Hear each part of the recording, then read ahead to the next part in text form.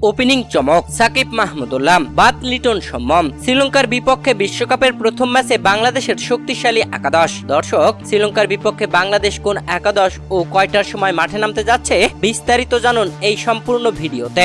আগামী 8 জুন বাংলাদেশ সময় সকাল 6টা 30 শ্রীলঙ্কার বিপক্ষের ম্যাচ দিয়ে নিজেদের বিশ্বকাপ শুরু করবে বাংলাদেশ। ইতিমধ্যেই দক্ষিণ আফ্রিকার বিপক্ষে একটি ম্যাচ খেলে ফেলেছে শ্রীলঙ্কা, যেখানে নিজেদের ইতিহাসে সর্বনিম্ন রানে অল আউট হয়েছিল শ্রীলঙ্কা। তাই তো বাংলাদেশের বিপক্ষে ম্যাচের আগে চাপে থাকছে শ্রীলঙ্কা। তবে বাংলাদেশের বর্তমানের ফর্ম ভক্তদের মনে হারের শঙ্কা দেখাচ্ছে।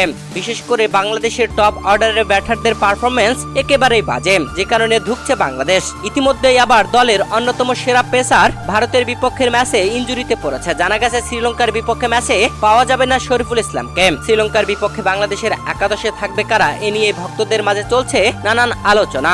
চলুন দেখে নেওয়া যাক শ্রীলঙ্কার বিপক্ষে বাংলাদেশের একাদশ কেমন হতে পারে। ওপেনিং এ দেখা যেতে পারে তানজিদ হাসান তামিমের সাথে সৌম্য সরকারকেই। তবে ওপেনিং এ চমক আসতে পারে মাহমুদুল্লাহ রিয়াদ অথবা সাকিব আল হাসানকে নেওয়া হতে পারে। এক প্রান্ত আগলে রেখে ব্যাট করে যাচ্ছেন তানজিদ হাসান তামিম, তাই তার উপরে আস্থা রাখছে বাংলাদেশের টিম ম্যানেজমেন্ট। 3 নম্বরে ব্যাটিং আসবেন বাংলাদেশ দলের অধিনায়ক নাজমুল হোসেন শান্ত।